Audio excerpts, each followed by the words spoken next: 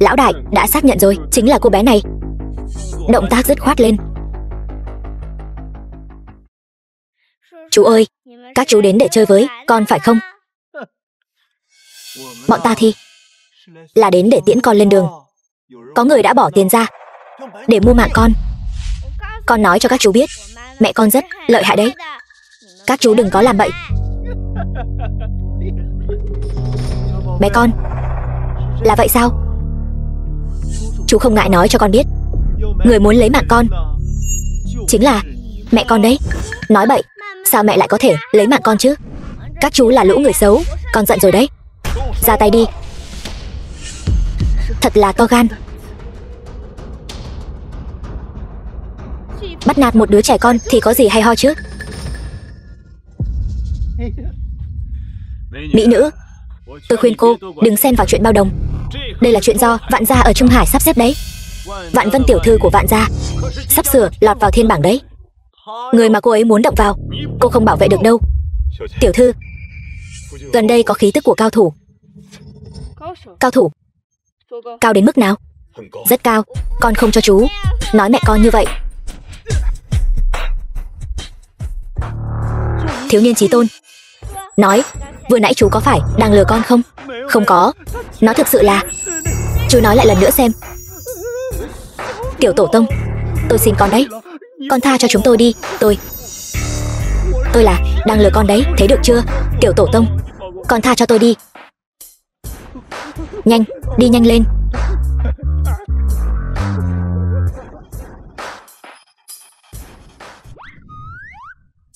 Bà đã nói rằng không được thể hiện sức mạnh trước mặt người ngoài.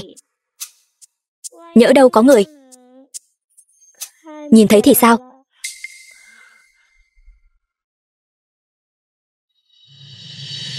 Chúng tôi chỉ là đi ngang qua thôi. Không sao đâu, những điều này đều là ba nói rồi. Nhưng mà em tin chị là người tốt. Ba của cô bé, ba em tên là Diệp Phong, là một người ba tốt. Chị ơi, tạm biệt. Tiểu thư, Diệp Phong mà cô bé nhắc đến có phải là người cô đang tìm không? Cử người đi điều tra thân phận của Vạn gia. Sảnh hội trường. Chào mừng các vị gia tộc hào môn ở Trung Hải đã nể mặt đến tham dự yến tiệc ghi danh của Vân Soái. Thiên bảng chưa mở, không biết thứ hạng trên thiên bảng sẽ có thay đổi gì. Thiên bảng đệ nhất hiện giờ lại là ai? Thiên bảng có thay đổi gì tôi không rõ, nhưng thiên bảng đệ nhất nhất định là vị đó. Thẩm đại nhân, ngài nói là vị điện chủ thần điện tiền nhiệm, người 6 năm trước một mình tiêu diệt 3 vị trí tôn của Tam vực sao? Chính là vị đó. Nhưng vị đại nhân đó vô cùng thần bí. Họ tên là gì? Chúng ta đến nay vẫn không biết. Vậy thì tốt quá, nhân cơ hội này chúng ta có thể may mắn được chứng kiến tên thật của vị đại nhân đó. Thiên bảng đến.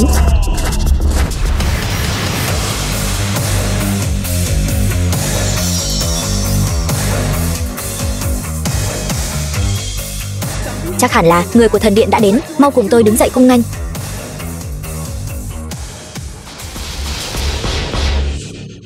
Mẹ ơi, tiểu địa qua mời mẹ ăn khoai tây.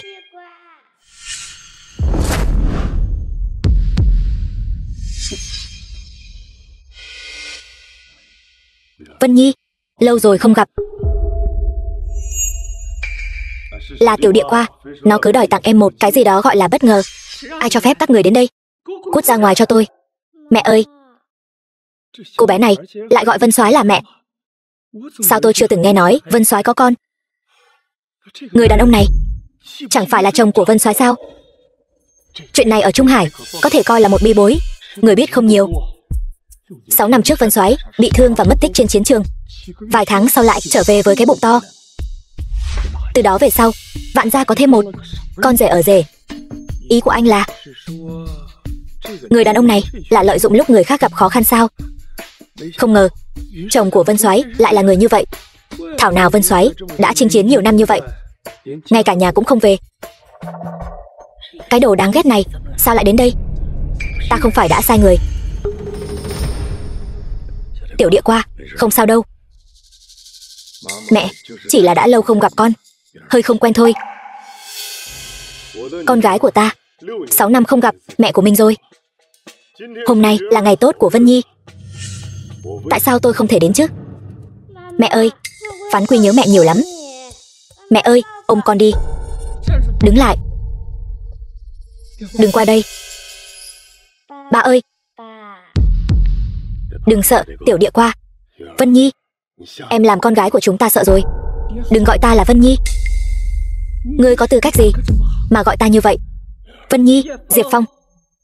Từ năm đó ngươi làm con rể ở Vạn Gia, từ khoảnh khắc đó trở đi, ta không phải là chưa từng cảnh cáo ngươi, không có sự cho phép của ta, không được phép xuất hiện trước mặt ta. Nhiều năm như vậy đã trôi qua rồi. Chuyện năm đó có lẽ là ta có chút sai, nhưng mà tiểu địa qua những năm nay thật sự rất nhớ em đó. Cứ làm theo như chúng ta đã thương lượng trước đó đi. Hôm nay ta không muốn nghe ngươi nói những lời này. Vạn Vân ta trước mặt các gia tộc lớn Trung Hải tại đây tuyên bố, Diệp Phong ngươi đã bị ta từ hôn. Từ nay về sau, ngươi và Vạn gia của ta không còn bất kỳ liên quan nào nữa. Ngươi và ta không còn bất kỳ liên quan nào nữa. Ngươi có ý gì? Ý gì? Ban đầu ngươi đã hại con gái ta, mang thai ngoài ý muốn. Bây giờ lại còn mặt dày vô sỉ tìm đến tận cửa. Ta thấy ngươi chỉ muốn bám víu vào cành cao thôi đúng không? Ta không hề muốn chiếm lợi ích của Vạn gia. Ta chỉ là muốn chịu trách nhiệm cho hành vi của chính mình. Chịu trách nhiệm? Ngươi lấy gì để chịu trách nhiệm? Nếu không phải con gái ta bụng mang dạ chửa, Vạn gia chúng tôi giữ thể diện, còn cho phép ngươi cái đồ vô liêm sỉ này được lợi sao? Thời thế đã khác xưa rồi. Ta đã lên thiên bảng. Diệp Phong, nếu còn dây dưa nữa, kẻ trở thành trò cười chỉ có thể là ngươi thôi. Ngươi mang theo con gái của ngươi và cầm lấy hưu thư, cút đi. Ta mang theo con gái, khổ sở chờ đợi cô 6 năm, đổi lại kết quả như vậy. Cô có thể không thừa nhận người chồng là ta đây, nhưng tiểu địa qua dù sao cũng là con gái của cô. Cô ít nhất cũng phải làm tròn trách nhiệm của một người mẹ, không phải sao? Trách nhiệm? Vạn Vân ta từ trước đến nay chưa từng cần chịu trách nhiệm với bất kỳ ai, đặc biệt là ngươi và đứa con gái này của ngươi. Ta chưa từng thừa nhận nó là con gái của ta. Bây giờ không, sau này càng không. Ba ơi, mẹ không cần chúng ta nữa rồi. Cần. Ngươi và cái tên ba vô dụng này của ngươi chỉ là vết nhơ trong cuộc đời ta mà thôi. Ngươi mang dòng máu của hắn, chính là tội lỗi nguyên thủy.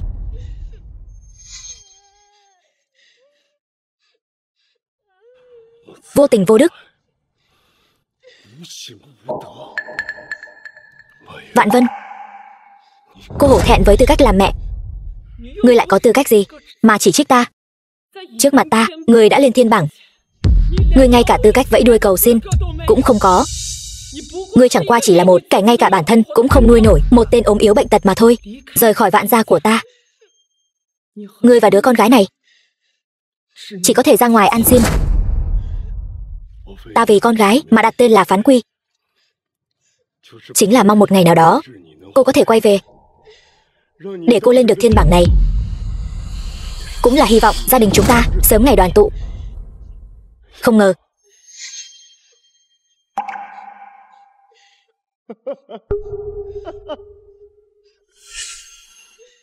thật nực cười.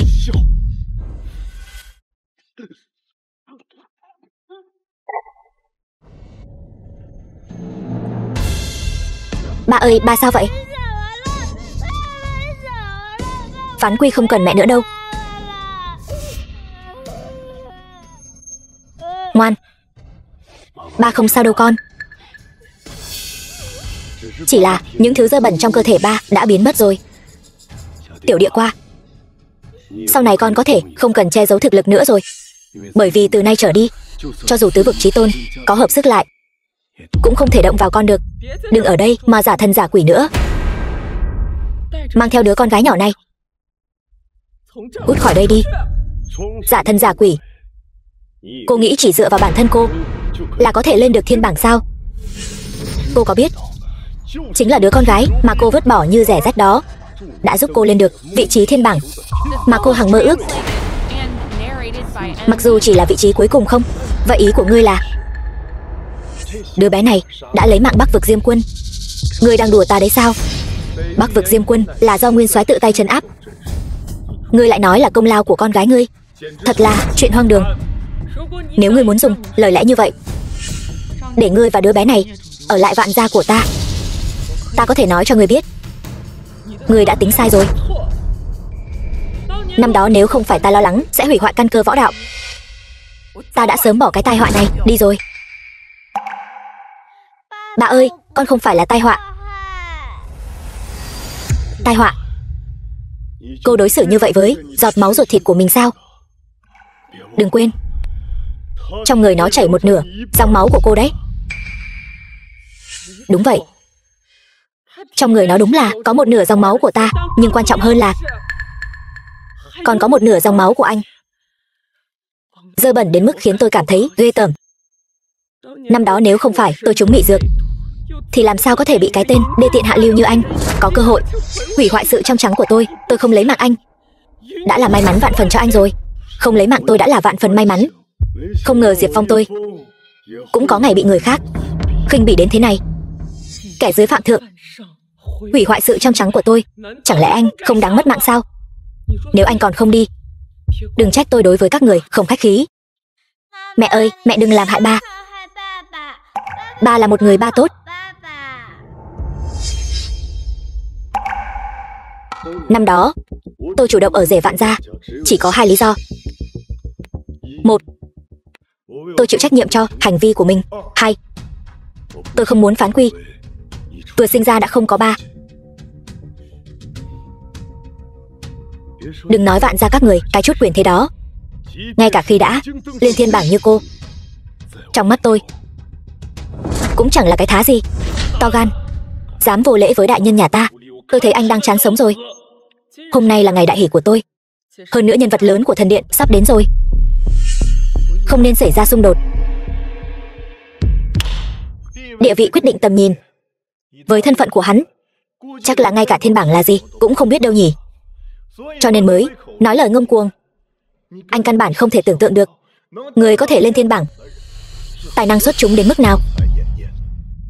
Đúng vậy, tôi không thể tưởng tượng được. Vậy nói như vậy là anh thừa nhận anh là một người thiếu hiểu biết rồi. Tôi không ngờ rằng việc lên được vị trí cuối cùng của thiên bảng lại có thể khiến các người tự cho mình là phi phàm đến vậy. Khi thiên bảng được thành lập, từ trước đến nay chưa bao giờ là để đo lường tài sản, thân phận hay địa vị cao thấp, mà là ở chỗ các người đã đóng góp bao nhiêu cho đất nước và biên cương. Nói cho cùng, anh chẳng qua là đố kỵ Vân Nhi đã lên được thiên bảng, và khoảng cách với anh ngày càng xa mà thôi. Vị trí cuối cùng của thiên bảng, khoảng cách với tôi quả thật là xa vời vợi. Tôi thật sự không hiểu một kẻ ốm yếu như anh có tư cách gì mà nói lời ngông cuồng.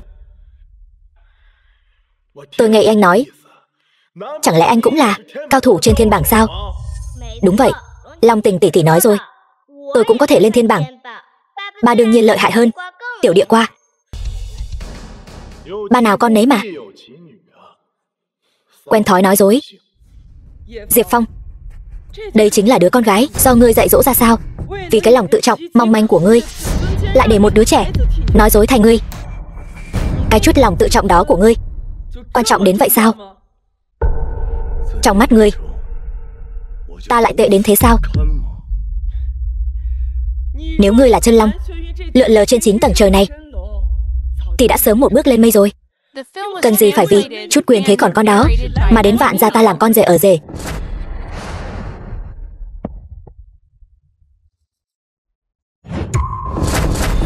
Diệp Phong, ngươi muốn làm gì? Nếu ngươi làm ổ uế thiên bảng, những người có mặt ở đây không ai có thể cứu ngươi, còn không bỏ cái bàn tay bẩn thỉu của ngươi ra, mau buông ra. Ta chỉ muốn cho các ngươi thấy khoảng cách giữa ngươi và ta rốt cuộc lớn đến mức nào. Bỏ cái bàn tay bẩn thỉu của ngươi ra ngay. Thiên bảng há lại là thứ ngươi muốn công bố là công bố được sao? Thiên bảng chỉ có thể do đại nhân vật của thần điện công bố. Điện chủ thần điện Long Tỉnh đại nhân sắp đích thân đến đây để vì Vân Nhi nhà ta công bố bảng đề danh. Nếu ngươi dám công bố thiên bảng này trước thì chẳng khác nào lấy thể diện của điện chủ thần điện ra mà trà đạp. Nếu ngươi còn muốn sống thì mau cút xuống đây. Thiên bảng này ngươi không có tư cách công bố. Ta không có tư cách sao? Thiên bảng này vốn dĩ là do ta thiết lập, cũng là vì ta mà đến đây. Nếu ta không có tư cách thì sẽ không có ai có tư cách cả. Người đây không chỉ là làm ô uế thiên bảng, mà còn khinh thường đại nhân nhà ta, khinh thường thần uy của thần điện. Cho dù Long Tình đích thân đến, cô ấy cũng sẽ không ngăn cản. Người cản rỡ, ngươi dẫn theo cô bé này xông vào tiệc đề danh của ta thì thôi đi. Bây giờ ngươi lại dám tùy tiện làm càn, báng bổ thần điện, không tôn trọng điện chủ thần điện. Ngươi có phải là muốn ép ta lấy mạng ngươi ngay bây giờ không? Ngươi mau cút lại đây, quỳ xuống dập đầu nhận lỗi. Vẫn còn đường sống, bằng không thứ chờ đợi ngươi chỉ có đường mất mạng mà thôi. Đường mất mạng. Nếu trước đây ngươi nói lời này thì còn có thể, nhưng bây giờ tu vi của ta đã được giải phóng. Trên đời này vẫn chưa có ai có thể khiến ta đi vào đường mất mạng. Trước đây cũng không được. Tiểu địa qua sẽ bảo vệ ba. Đồ không biết sống còn. Vân Nhi, ta thấy không cần nói nhảm với bọn chúng, chi bằng bắt chúng trước.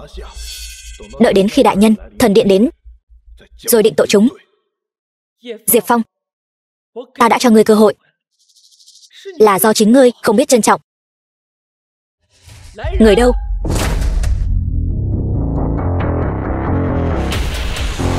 Ai dám ức hiếp ba ta? Tiểu địa qua đánh người đó.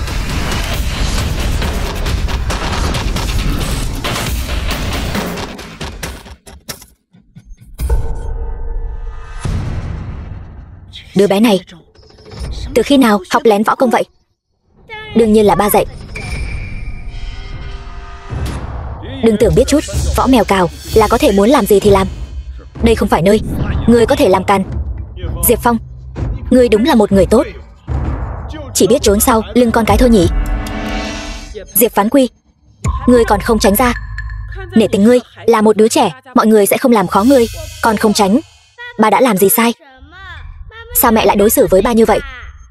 Loại người hèn hạ như hắn không xứng làm ba của bất cứ ai. Còn nữa, ngươi đừng gọi ta là mẹ nữa.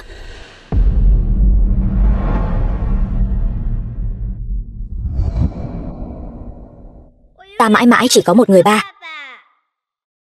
Vạn Vân, ngươi hà tất phải làm tuyệt tình như vậy? Nếu ngươi thật sự không muốn nhận hai ba con ta, vậy chúng ta có thể chia tay trong hòa bình. Ngươi không cần thiết hết lần này đến lần khác làm tổn thương trái tim tiểu địa qua. Chia tay trong hòa bình? Ngươi nghĩ rằng chúng ta sẽ dễ dàng buông tha cho các ngươi sao? Hai ba con các ngươi hôm nay muốn đi cũng muộn rồi.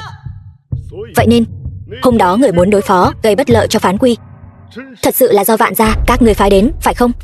Phải thì sao? Không ngờ đứa bé này vận khí cũng không tệ, tránh được một kiếp. Vạn Vân, chuyện này ngươi có biết không?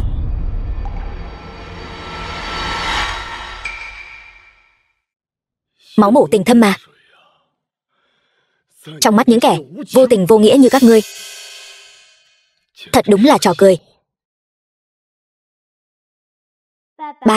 Ba đừng buồn. Có Phán Quy ở đây, ai dám ức hiếp ba, còn đánh cho bọn chúng răng rụng đầy đất. Đứa bé này còn chưa có bản lĩnh đó đâu. Bắt lấy bọn chúng. Vâng. The film was translated and narrated by M Media.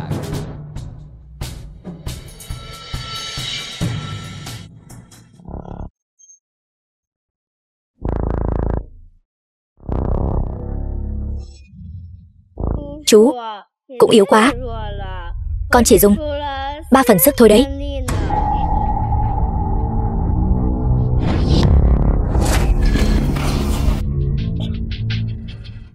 Cái này sao có thể như vậy? Đứa bé này sao lại có khí thế mạnh mẽ như vậy? Khí thế này là thiếu niên chí tôn. Cô bé này lại là thiếu niên chí tôn. Chí tôn thiên tử xuất chúng, tiền đồ vô lượng. Nếu có thể bồi dưỡng tốt, trong tương lai chắc chắn sẽ trở thành nhân vật đỉnh cao của Long Quốc. Vậy thì chúng ta đã nhặt được báu vật rồi. Diệp Phong, anh đã biết từ lâu rồi sao? Đúng như cô thấy, tiểu địa qua chính là người được vạn người chú ý, thiếu niên chí tôn. Nếu vì thiên phú của tiểu địa qua, Vạn Vân mà chịu chấp nhận ba con chúng tôi, thì dù tôi có chịu thêm chút ấm ức cũng không sao cả. Diệp Phong, anh đừng có ở đây mà đắc ý quên mình. Anh chẳng qua chỉ là một kẻ đáng ghét trốn sau lưng con gái mà thôi. Anh có tư cách gì mà chỉ trích Vân Nhi? Đúng vậy, Phán Quy có thể trở thành thiếu niên chí tôn, đó là vì có công lao của huyết mạch Vạn gia chúng tôi. Liên quan gì đến cái tên ốm yếu như anh chứ? Công lao của huyết mạch Vạn gia. Đúng vậy, Phán Quy mang trong mình huyết mạch Vạn gia, cho nên mới trở thành thiếu niên chí tôn. Vừa nãy các người đối với Phán Quy còn khinh thường, bây giờ khi biết cô bé là thiếu niên chí tôn thì lại lập tức thay đổi bộ mặt. Các người không thấy ghê tởm sao? Sở dĩ Vân Nhi làm như vậy chẳng qua chỉ là có ý kiến với cái tên ốm yếu vô dụng như anh mà thôi. Còn về Phán Quy thì đó hoàn toàn là do bị anh liên lụy. Đúng vậy, Vân Nhi là mẹ ruột của Phán Quy, mang nặng đẻ đau 10 tháng, làm sao có thể bỏ mặc con bé được. Đã là cốt nhục ruột thịt thì chúng ta giữ lại cũng tốt. Vân Nhi, cô có biết một thiếu niên chí tôn sẽ đưa Vạn gia các người lên một độ cao đến mức nào không? Nghe nói điện chủ thần điện tiền nhiệm vô địch thiên hạ khi còn trẻ cũng là thiếu niên chí tôn. Con gái của tôi Phán Quy có thể ở lại. Còn về anh, tôi nể mặt Phán Quy, có thể tha cho anh một lần. Bây giờ anh có thể cút rồi. Tiểu địa qua không muốn ba đi, tiểu địa qua muốn đi theo ba. Cô đúng là tính toán quá hay. Vạn Vân, tôi đối với cô đã hoàn toàn thất vọng rồi.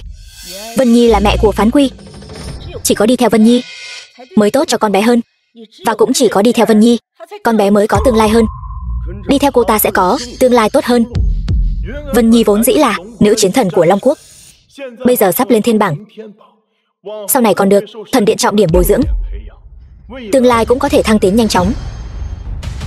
Còn anh thì sao? Chẳng qua chỉ là một kẻ ốm yếu, đáng ghét. Anh có tư cách gì để chăm sóc tốt cho một thiếu niên chí tôn? Đồ xấu xa, con không cho phép chú nói ba con như vậy.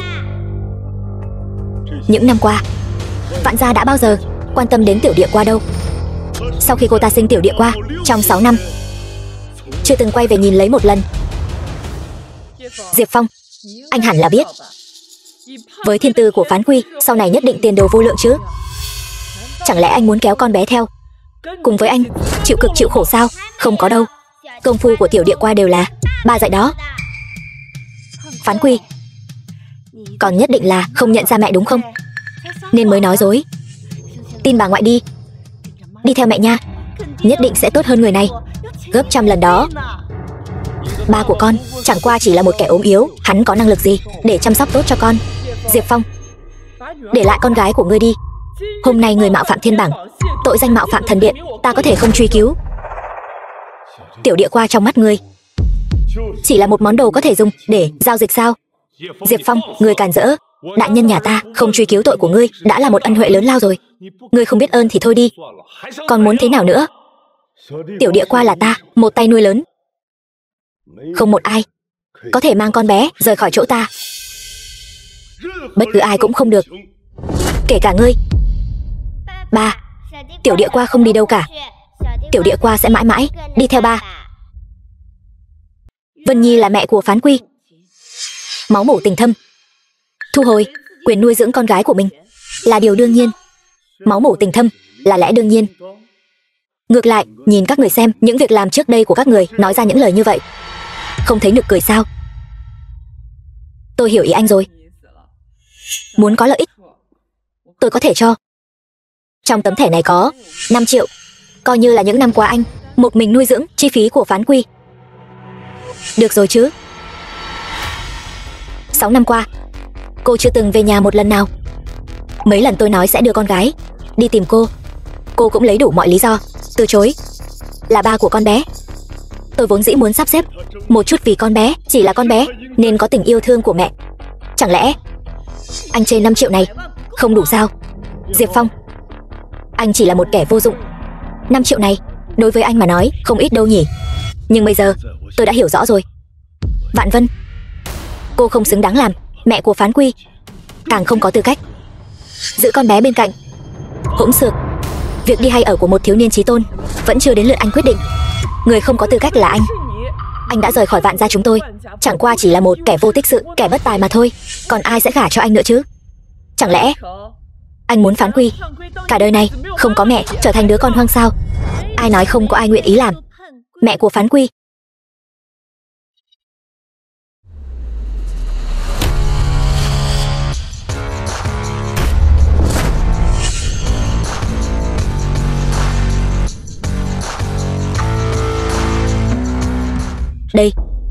Đây không phải là đại tiểu thư Vân gia? Vân Giao sao? Vân gia là một trong tứ đại gia tộc, địa vị hiển hách, không phải các gia tộc khác có thể sánh bằng. Đại nhân vật như thế này cũng bị sự xuất thế của thiên bảng kinh động sao? Là chị xinh đẹp. Tiểu Phán Quy, chúng ta lại gặp nhau rồi. Diệp Phong, quả nhiên là anh. Sao em lại đến đây? Sao vậy? Lại không muốn gặp em đến thế sao? Nhiều năm như vậy, anh một lần cũng chưa từng đến tìm em. Đều là em vì tìm anh, gần như đã đi khắp toàn bộ Long Quốc. Vân tiểu thư cũng đến quan sát nghi thức lên bảng sao. Tại hạ là nhị công tử Thẩm gia thượng kinh, Thẩm Lam Sơn. Thẩm gia nào? Không quen. Lời nói vừa rồi của Vân tiểu thư là có ý gì? Vừa rồi cô không phải nói không có ai nguyện ý làm mẹ cho Phán Quy sao? Bây giờ tôi rõ ràng nói cho cô biết, tôi nguyện ý. Chẳng lẽ vị đại tiểu thư Vân gia thân phận tôn quý này lại nhìn trúng tên ốm yếu đó sao? Sao có thể như vậy? Vân tiểu thư sao có thể lại để mắt đến cái tên đáng ghét đó? Cô ấy chắc chắn là vì vị thiếu niên chí tôn này mà đến. Vừa nãy anh không thấy con gái của Vân soái và Vân tiểu thư đã chào hỏi rồi sao? Vân tiểu thư, cô đang đùa đấy sao? Cô thấy tôi giống như đang đùa sao? Xem ra hôm nay Vân tiểu thư đến đây không có ý tốt rồi. Cô và Diệp Phong đã ly hôn rồi. Hơn nữa, từ khi Phán Quy ra đời, cô chưa từng chăm sóc con bé một ngày nào, thậm chí còn phái người làm hại con bé. Một người phụ nữ độc ác như cô không xứng làm mẹ. Thảo nào trước đó lại tự tin đến thế. Hóa ra là dùng con gái của mình làm con tin để bám vào con thuyền lớn Vân gia này. Vân tiểu thư, cô cũng thật sự vì một vị thiếu niên chí tôn mà thôi, đến cả hạnh phúc tương lai của mình cũng không mang đến. Vạn tiểu thư hiểu lầm rồi. Hôm nay tôi đến đây là vì anh Diệp, bởi vì anh ấy là vị hôn phu của tôi. Cái gì? Vị hôn phu? Hắn? Diệp Phong? Vân tiểu thư, cô không nhầm chứ? Hắn ta chẳng qua chỉ là một tên con rể vô dụng của Vạn gia. Hắn ta không những chẳng làm nên trò trống gì, mà còn mang đầy bệnh tật. Cái tên đáng thương với nửa cái chân sắp xuống mồ đó, làm sao có thể là vị hôn phu của cô chứ? Đúng vậy, hắn ta còn có cả con rồi. Sao cô có thể để mắt đến hắn ta chứ? Im miệng. Thân phận của anh ấy các người còn chưa đủ tư cách để bàn tán. Cô, Vân tiểu thư, nếu hôm nay cô đến đây là vì cái tên bệnh hoạn này, cô cứ việc đưa hắn ta đi. Nhưng Phán Quy là con gái của tôi, nhất định phải ở lại. Con không muốn, con muốn ở với ba. Nếu Phán Quy không muốn đi theo cô, vậy thì không ai có thể ép buộc con bé. Vân tiểu thư, cô thật sự muốn vì cái tên bệnh hoạn này mà đối đầu với tôi sao? Vạn Vân, hãy chú ý thân phận của cô. Cô tuy đã lên thiên bảng, nhưng cũng chỉ là vị trí cuối cùng. Còn Vân gia của tôi có cao thủ tuyệt thế nằm trong top 10 thiên bảng. Đối đầu, cô còn chưa đủ tư cách. Cô... Được lắm, Diệp Phong, ta biết ngay mà, ngươi không phải là thứ tốt lành gì. Vạn gia chúng tôi đã nuôi ngươi 6 năm, ngươi lại dám làm ra chuyện không hiểu phu đạo này. Tôi không giữ phu đạo, ngươi còn chối cãi sao? Ngươi xem, người ta đã tìm đến tận cửa rồi kìa. Ba ta mới không phải như vậy. Các ngươi đúng là giỏi đảo lộn trắng đen thật đấy. Rõ ràng là hai người bọn họ đã dây dưa không rõ ràng trước rồi. Diệp Phong, ngươi quá cản rỡ. Đại nhân nhà ta và Thẩm đại nhân là tình chàng ý thiếp, trời sinh một cặp. Ngươi mới là kẻ thứ ba chen chân vào. Bây giờ đã bám víu được quan hệ với Vân gia, ngươi cũng đã dùng không ít thủ đoạn hèn hạ đúng không? Chắc chắn là ngươi đã đem con gái đổi cho Vân gia, mới đổi lấy sự yêu ái hạ thấp thân phận của Vân tiểu thư. Dù sao thì giá trị của một thiếu niên chí tôn là không thể lường được đúng không? Bán con gái để leo lên. Diệp Phong, không thể không nói, 6 năm đã trôi qua, ngươi vẫn là cái tên cặn bã đó. Đừng dùng cái ánh mắt hẹp hòi đó mà nhìn ta, còn dám chối cãi. Nếu không thì Vân tiểu thư dựa vào đâu mà nhìn chúng cái tên ốm yếu như ngươi? Vân tiểu thư, dù thế nào đi nữa, Phán Quy đã là con gái của ta. Nếu ngươi không nhúng tay vào chuyện này, đợi sau khi mọi chuyện kết thúc, Vạn Vân ta nhất định sẽ dâng lên hậu lễ. Chỉ cần Vân tiểu thư quanh tay đứng nhìn, Vạn gia chúng tôi nhất định sẽ xem ngươi là khách quý. Nếu ta nói ta cố tình thì sao? Vậy thì đừng trách chúng tôi đã mạo phạm. Các ngươi dám động thủ với ta? Vân tiểu thư là đại tiểu thư Vân gia cao quý ở Thượng Kinh, chúng ta đương nhiên không dám mạo phạm. Nhưng nếu Vân tiểu thư cố chấp như vậy thì thần điện sẽ khoanh tay đứng nhìn sao? Thần điện, chú của ta là cung phụng của thần điện. Ông ấy đã nói với ta, sau này nhất định sẽ để Vân Nhi vào thần điện. Hơn nữa còn là đối tượng bồi dưỡng trọng điểm. Ngươi bây giờ đắc tội với Vân Nhi, không khác gì đang đắc tội với thần điện, uy hiếp ta. Ta chỉ là muốn nhắc nhở Vân tiểu thư một chút. Mặc dù nói Vạn Vân chỉ mới lên được vị trí cuối cùng của thiên bảng, nhưng thắng ở chỗ trẻ tuổi. Ngươi bây giờ đắc tội với Vạn Vân, chính là đang đối đầu với thiên bảng. Là cái gì khiến các ngươi tự tin đến vậy? Vạn Vân cô ta tương lai nhất định sẽ gia nhập thần điện, với tư cách chưa đến tuổi tam thập bước vào thiên bảng. Còn gì chưa đủ sao? Vạn Vân, Bắc vực Diêm Quân có phải bị ngươi lấy mạng không? Trong lòng ngươi không biết sao? Có lẽ ta không nên đem công lao của con gái nhường cho ngươi. Ta không biết ngươi đang nói gì vậy, Vạn Vân. Ta có thể khiến công lao Phán Quy thành của ngươi, tương tự cũng có thể khiến ngươi mất đi tất cả những gì đang có. Ngươi nói gì vậy? Chỉ bằng ngươi mà cũng xứng sao? Long Tình, truyền lệnh của ta, hủy bỏ nghi thức đề cử thiên bảng và tống Vạn Vân ra khỏi thiên bảng. Ta không nghe nhầm chứ? Cái đồ ốm yếu như ngươi lại dám hủy bỏ nghi thức đề cử thiên bảng? Diệp Phong, ngươi thật sự cho rằng có Vân gia che chở thì ngươi có thể làm càn sao? Công khai mạo phạm thiên bảng, đắc tội thần điện. Vân tiểu thư, đây là người mà cô đã chọn sao? Xem ra mắt của cô vẫn cần phải sáng hơn một chút, nếu không sẽ chỉ mang họa cho cô, cho Vân gia mà thôi. Ánh mắt của ta còn chưa đến lượt ngươi nghi ngờ. Huống hồ ta tin lời Diệp Phong nói. Chẳng lẽ thằng nhóc này nói là thật sao? Bắc vực Diêm Quân thật sự là do thiếu niên chí tôn lấy mạng sao? Các ngươi đừng nghe hắn nói bậy. Chư vị, Vạn Vân ta có được thành tựu ngày hôm nay đều nhờ ta huyết chiến xa trường, chiến đấu 6 năm. Vạn Vân ta lương tâm trong sạch, hay cho cái gọi là lương tâm trong sạch. Mấy năm nay nếu không phải ta âm thầm phái người bảo vệ ngươi, ngươi nghĩ với thực lực của ngươi có thể bình an sống đến hôm nay sao? Nói bậy. Đại nhân nhà ta những năm nay gặp phải nguy hiểm đều nhờ Thẩm đại nhân giúp đỡ mới có thể hóa giải nguy nan. Liên quan gì đến ngươi cái đồ ốm yếu? Dựa vào hắn, ta chính là đồng đội vào sinh ra tử của Vân Nhi. Vào sinh ra tử sao? Theo tin tức ta có được, vì ngươi háo danh ham công, từng khiến Vân Nhi nhiều lần lâm vào hiểm cảnh. Nếu không phải có người âm thầm giúp đỡ, ngươi e rằng đã sớm ở chiến trường biên giới mà mất mạng 800 lần rồi. Ta không biết ngươi đang nói bậy bạ gì. Ta có nói bậy hay không, ngươi tự biết rõ trong lòng. Diệp Phong, ngươi nhất định phải gây sự vô lý, đợi đến khi người của thần điện đến ngươi mới hài lòng sao? Nếu ngươi đã cho rằng ta đang gây rối, vậy ta sẽ gây rối cho ngươi xem. 3 phút nữa, nghi thức đề cử này sẽ bị hủy bỏ. Cố chấp không đổi, tự muốn nộp mạng, cung phụng thần điện đến.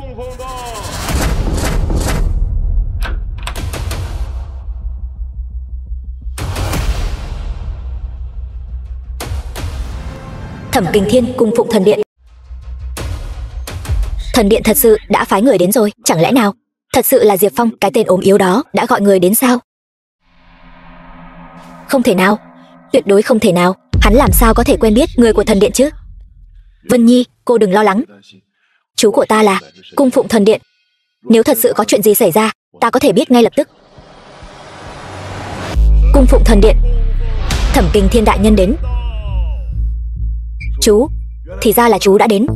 Kính chào Thẩm cung phụng. Thẩm cung phụng lần này đến đây có phải là vì Vân Nhi nhà chúng tôi tham gia nghi thức thiên bảng không? Đương nhiên, chính là chuyện này. Nghi thức đề danh thiên bảng đã có một vài thay đổi. Diệp Phong, đây thật sự là do ngươi sắp xếp sao? Bây giờ các ngươi nên tin rồi chứ? Thẩm Cung Phụng, tất cả đều là hiểu lầm thôi. Hiểu lầm thôi. Chú, xảy ra chuyện lớn như vậy, sao chú không nói với con? Nói cái gì?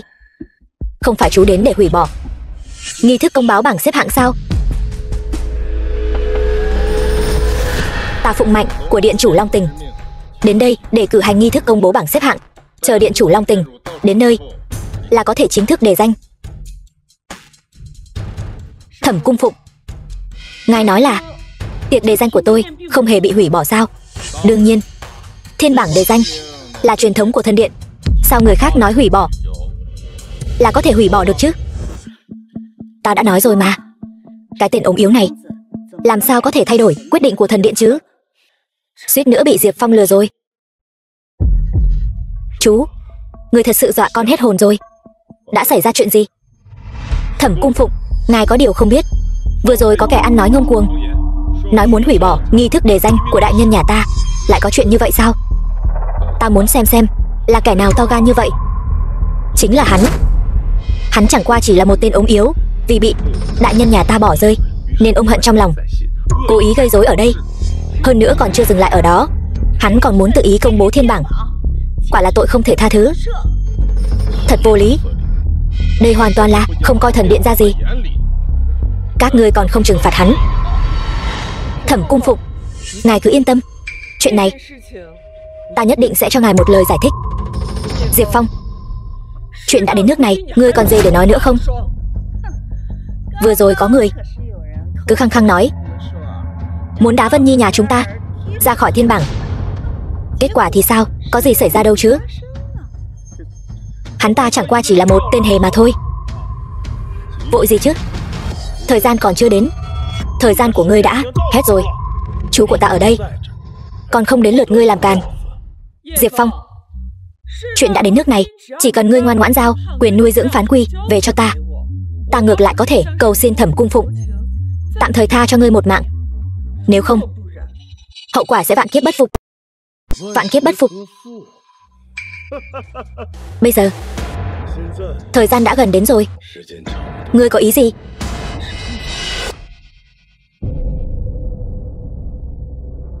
Điện chủ đại nhân, thuộc hạ đã đến yến tiệc vạn gia. Ngài có gì phân phó? Cái gì? Nghi thức đề danh thiên bảng vạn gia tạm thời bị hủy bỏ. Thẩm Cung Phụng, rốt cuộc đã xảy ra chuyện gì? Truyền lệnh của Long Tình điện chủ, nghi thức đề danh thiên bảng tạm thời bị hủy bỏ. Yến tiệc thật sự bị hủy bỏ rồi sao? Chẳng lẽ nào thật sự là do Diệp Phong làm? Hắn rốt cuộc có thân phận gì lại có thể khiến Long Tình điện chủ thay đổi sắc lệnh? Chú, rốt cuộc chuyện này là sao vậy? Trước đó không phải vẫn ổn sao? Suy nghĩ của Long Tình điện chủ há là chúng ta có thể suy đoán được sao? Các ngươi chỉ cần tuân theo, chờ điện chủ Long Tình đến thì thôi. Nhưng mà ta biết rồi, nhất định là tên ốm yếu này gây rối ở đây, ảnh hưởng đến cái nhìn của điện chủ Long Tình đối với Vân Nhi. Diệp Phong, ngươi đúng là một kẻ gây họa. Ta đã cho cơ hội rồi, là do các ngươi tự chuốc lấy. Diệp Phong, ngươi câm miệng cho ta. Bây giờ ta hối hận khi năm đó đã không một kiếm lấy mạng ngươi. Nếu không, ta cũng sẽ không phải gánh chịu nhiều năm sỉ nhục như vậy, càng sẽ không để ngươi hủy hoại bao nhiêu năm khổ cực của ta trong chốc lát. Vân Nhi, bây giờ chúng ta vẫn còn cơ hội. Cơ hội gì? Đó chính là giành được quyền nuôi dưỡng thiếu niên chí tôn. Có con bé ở đây, vạn gia sớm muộn gì cũng sẽ quật khởi. Ta biết rồi. Diệp Phong, Vạn Vân ta lại cho ngươi một cơ hội cuối cùng, trả lại quyền nuôi dưỡng Phán Quy cho ta. Từ nay về sau, hai chúng ta ân đoạn nghĩa tuyệt, không còn liên quan gì nữa. Vạn Vân, thân phận và quyền thế đối với cô quan trọng đến vậy sao? Quan trọng đến mức ngay cả con gái ruột của mình cũng có thể coi là công cụ để lợi dụng sao? Phải. Lý tưởng mà ta theo đuổi cả đời này chính là đặt chân lên thiên bảng. Nhưng tất cả những điều này ngươi sẽ không bao giờ hiểu được, bởi vì với thân phận của ngươi vĩnh viễn không thể đặt chân đến tầng lớp này. Ta không thể đặt chân tới sao? Vân Nhi, không cần nói nhiều với hắn. Hắn chẳng qua chỉ là một kẻ sẽ trốn sau lưng phụ nữ và trẻ con, một tên nhóc đáng ghét mà thôi. Trước đây có Vân tiểu thư che chở cho hắn, nhưng bây giờ chúng ta đã đến rồi, còn không cho phép hắn làm càn. Vì chiến thần Vạn Vân là mẹ ruột của thiếu niên Chí Tôn, đương nhiên có quyền quyết định hướng đi của con bé. Nếu có kẻ nào dám cản trở, thần điện sẽ không khoanh tay đứng nhìn. Thẩm Cung Phụng, ông định dùng thế lực chèn ép người khác sao? Vân tiểu thư, Vân gia thượng kinh tuy lớn mạnh, nhưng so với thần điện không đáng nhắc đến. Ông, Vân tiểu thư, đa tạ ý tốt của cô, nhưng chuyện này là của ta và Tiểu Địa Qua, vẫn nên để ta tự giải quyết đi. Sao? Ngươi còn định cố thủ chống cự sao? Chẳng lẽ ngươi còn có thể cùng thần điện đối đầu sao? Phải. Hiện tại ta không có quyền không có thế, nhưng thứ ta dựa vào chưa bao giờ là quyền thế, mà là thực lực của chính ta. Ngươi mang bệnh tật đầy người, lấy đâu ra thực lực? Được, vậy ta sẽ cho các ngươi xem thực lực của ta.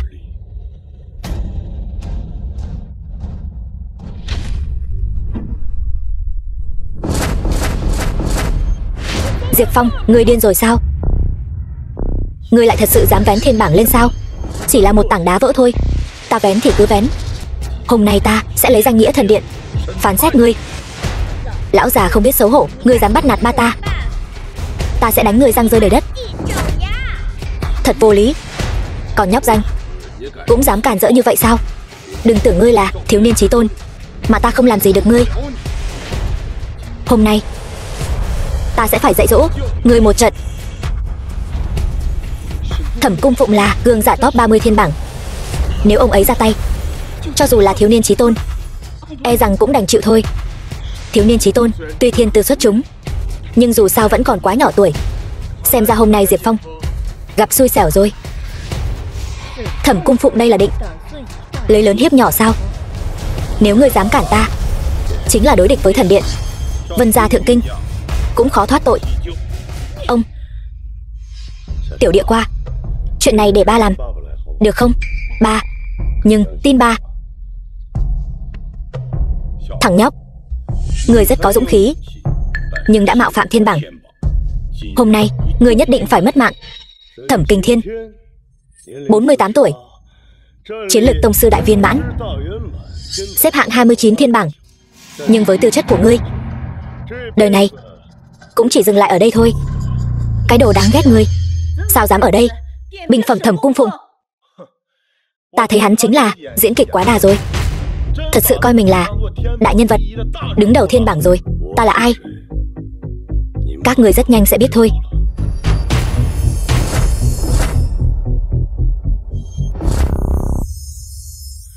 Đây chính là thiên bảng.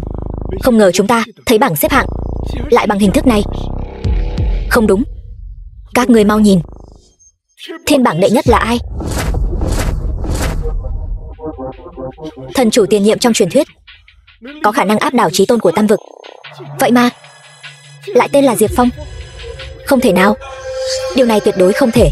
Hắn ta chỉ là một tên đáng ghét nhỏ bé, một kẻ bệnh tật yếu ớt, sao có thể là điện chủ tiền nhiệm của thần điện chứ?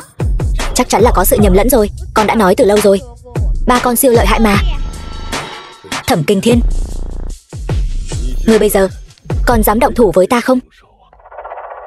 Cái này, Diệp Phong, rốt cuộc chuyện này là sao? Anh vẫn luôn lừa dối tôi sao? Ta từng lừa dối cô khi nào?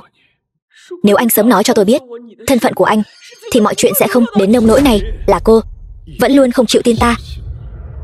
Tôi, Diệp Phong, ngươi đừng có đổ oan cho đại nhân nhà ta. Rõ ràng là ngươi ẩn giấu quá sâu, chịu ở rể Vạn gia, làm ông ba bỉm sữa toàn thời gian suốt 6 năm.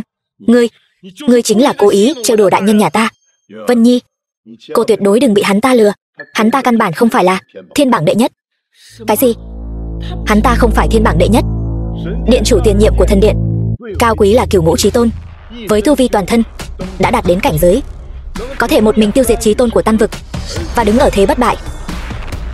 Làm sao có thể là cái tên bệnh tật này chứ? Từ đó mà suy ra, hắn ta căn bản chỉ là một kẻ mạo danh lừa đảo mà thôi. Cái gì? Hắn ta là kẻ lừa đảo sao? Nói không sai. Điện chủ tiền nhiệm của thần điện, tuy rằng sau khi tham gia trận chiến năm đó thì mất tích không rõ tung tích, nhưng cũng không đến nỗi sa sút đến vạn gia, làm con rể ở rể. Hay cho ngươi, Diệp Phong, ngươi dám đùa dẫn ta? Diệp Phong, hãy cất cái diễn xuất tệ hại của ngươi đi. Đừng tưởng ngươi và điện chủ tiền nhiệm trùng tên là có thể mạo danh anh ta. Anh ta là một sự tồn tại mà ngươi không thể nào chạm tới được. Còn bây giờ, những vị có mặt ở đây cũng không phải là những người mà ngươi chỉ bằng vài lời có thể lừa gạt được. Cái bản lĩnh mà các ngươi tự cho là đúng thật sự khiến ta mở rộng tầm mắt.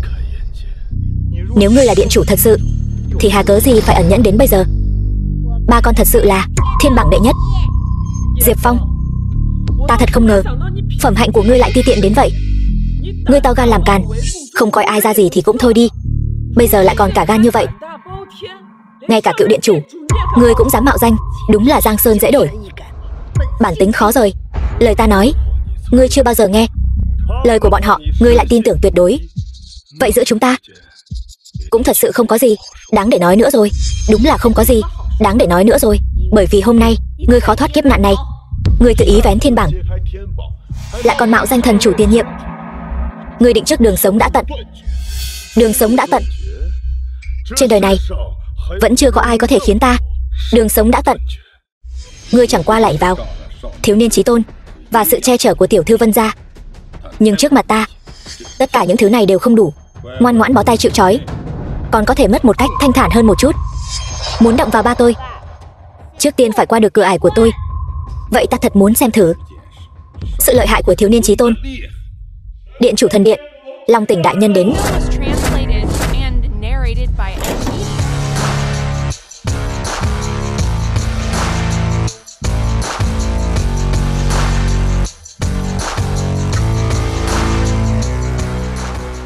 Là điện chủ đại nhân. Điện chủ đại nhân cuối cùng cũng đến rồi. Diệp Phong, đường của ngươi đã đi đến cuối rồi. Ta vốn dĩ muốn tự tay giải quyết ngươi, nhưng bây giờ xem ra vẫn nên giao ngươi cho điện chủ Long Tỉnh xét xử thì hơn. Chỉ là kết cục của ngươi sẽ thảm hơn. Vậy ta thật muốn xem thử Long Tỉnh cô ta sẽ xét xử ta như thế nào. Ta xem ngươi còn có thể cứng miệng đến bao giờ.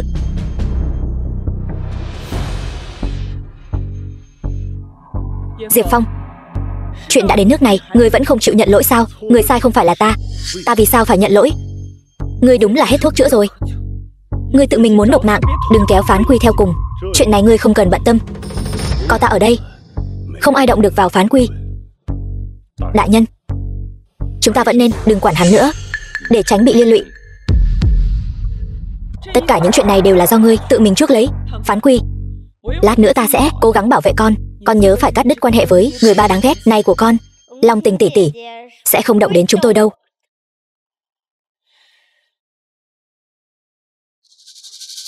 Kính chào điện chủ đại nhân.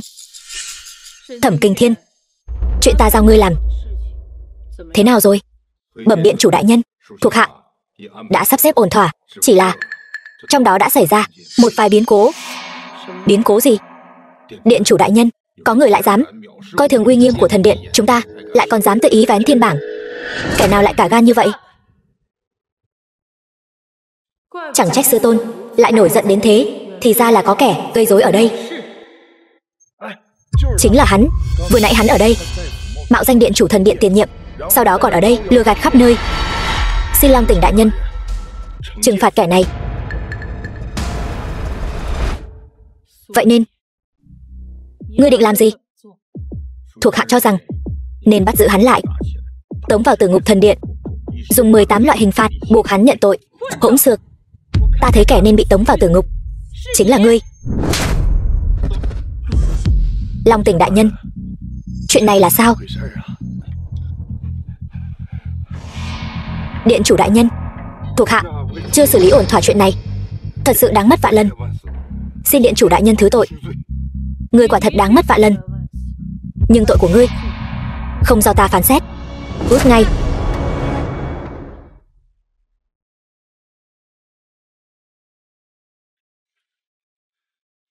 Chú, rốt cuộc chuyện này là sao? Thiên bảng do thần chủ tiền nhiệm lập ra, từ trước đến nay luôn được Long Tỉnh điện chủ coi như bảo vật, sao có thể để người khác làm ô uế?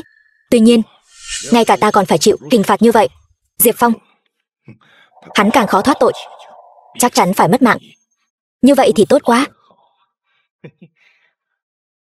Đại nhân, may mà chúng ta đã cùng tên ốm yếu kia cắt đứt quan hệ. Ngay cả Thẩm Cung Phụng còn khó thoát sự giận dữ của Long Tỉnh đại nhân. Chúng ta e rằng chỉ sẽ bị liên lụy thảm hơn.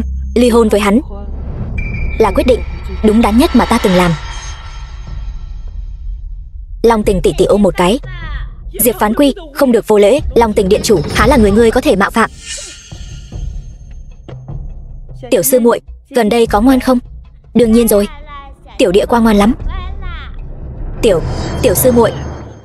Đại nhân, Phán Quy tiểu thư lại là sư muội của Long Tỉnh điện chủ. Chẳng phải điều này có nghĩa là sư phụ của cô ấy là điện chủ thần điện tiền nhiệm sao? Thảo nào Phán Quy lại là thiếu niên chí tôn. Thì ra là do vị đại nhân kia dạy dỗ nên người. Con gái, điều này đối với Vạn gia chúng ta mà nói là một chuyện tốt lớn lao. Mẹ, người nói là Phán Quy và vị đại nhân kia là quan hệ sư đồ. Vậy Vạn gia chúng ta chẳng phải sẽ nước lên thuyền lên sao? Thậm chí đạt đến độ cao chưa từng có. Tuy nhiên, trước hết là phải loại bỏ cái tên đáng ghét Diệp Phong kia. Hắn ta chỉ sẽ cản trở người, cản trở sự phát triển của Vạn gia. Nhưng dù sao hắn cũng là ba ruột của Phán Quy. Vì thân phận này, Long Tỉnh điện chủ có lẽ sẽ không làm gì được hắn ta đâu. Con gái, chúng ta có thể làm như vậy.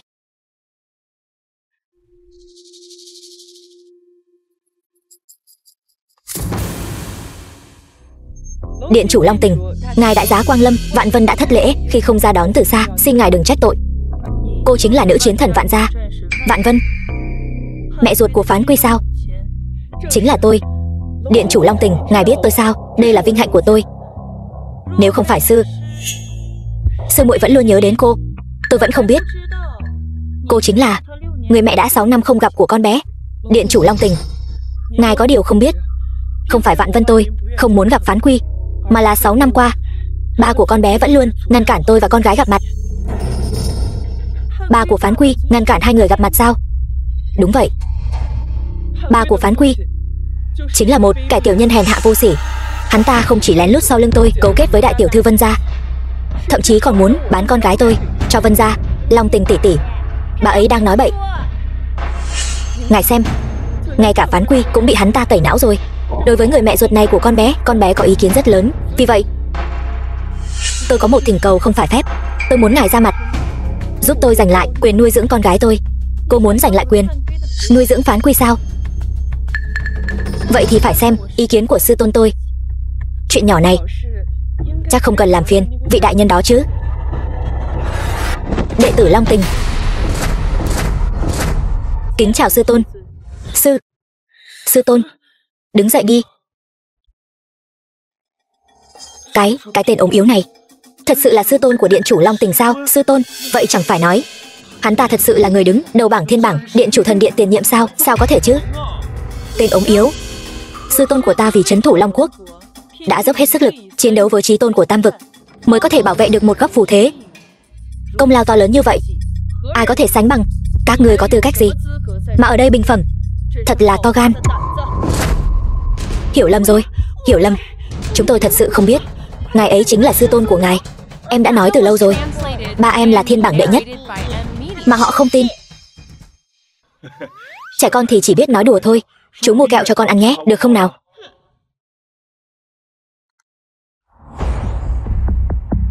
Diệp Phong, tôi không ngờ anh lại giấu giếm sâu đến vậy.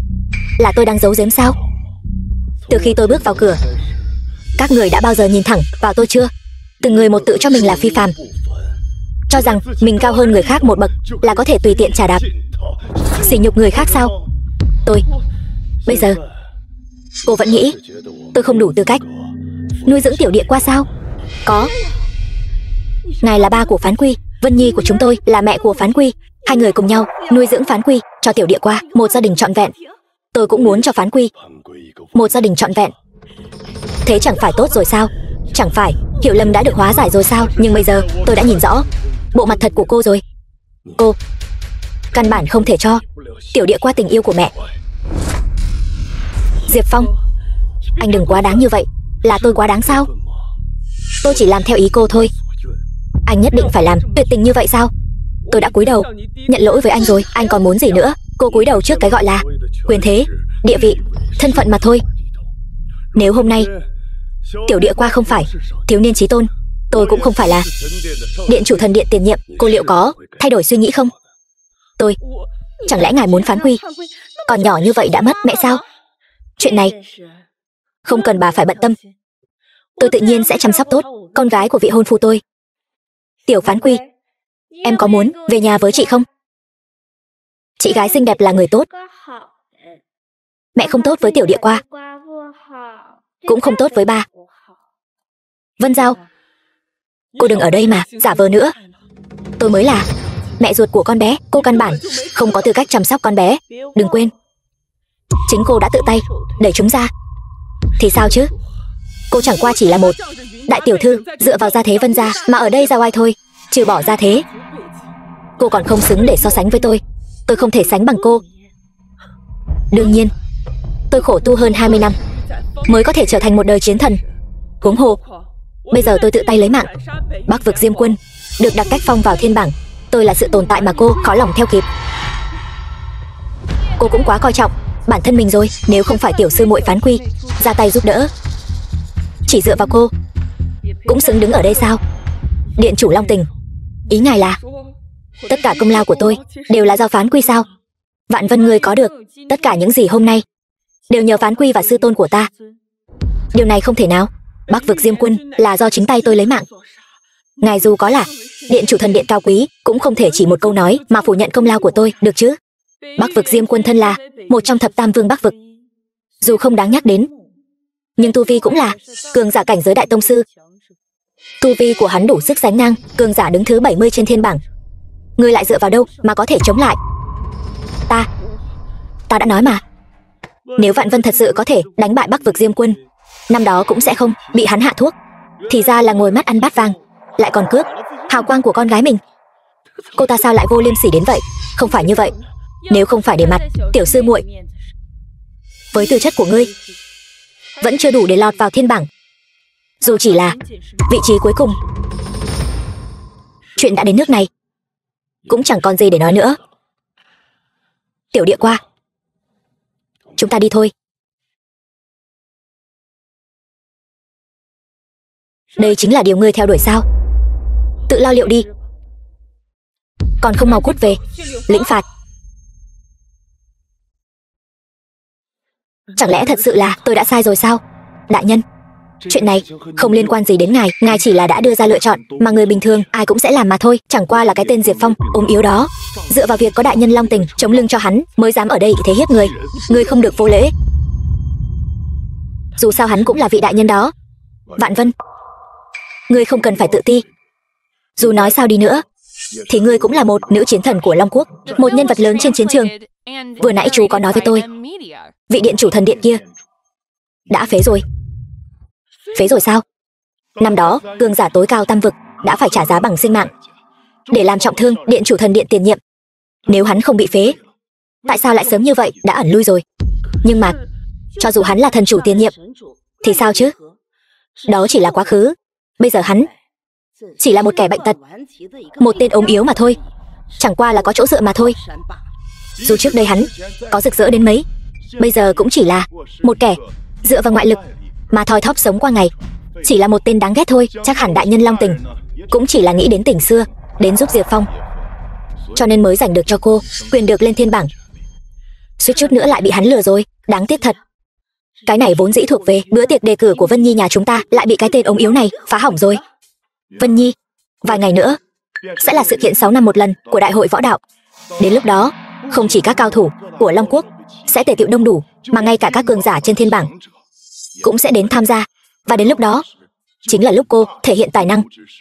Bởi vì Đại hội Võ Đạo luôn có một quy định bất thành văn. Thông qua việc thách đấu, các cường giả ngoài thiên bảng cũng có thể bước chân vào thiên bảng.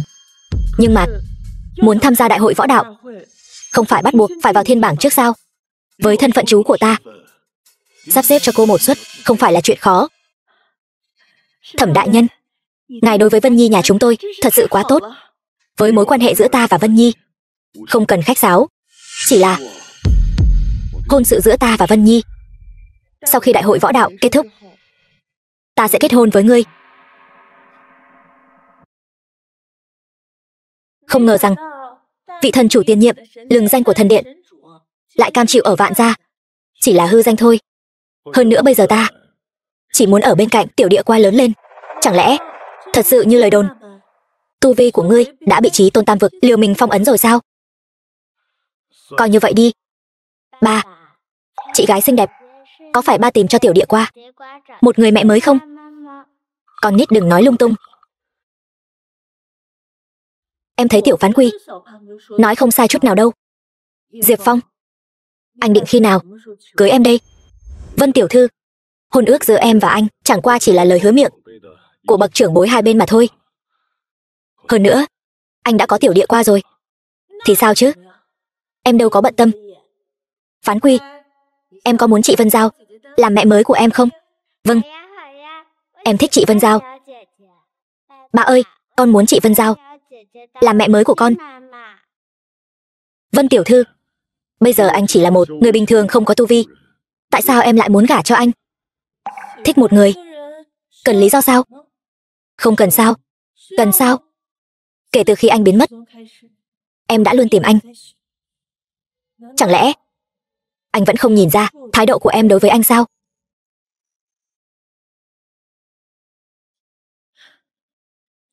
Em đợi anh suy nghĩ kỹ rồi, hãy tìm em. Nhớ liên lạc với em.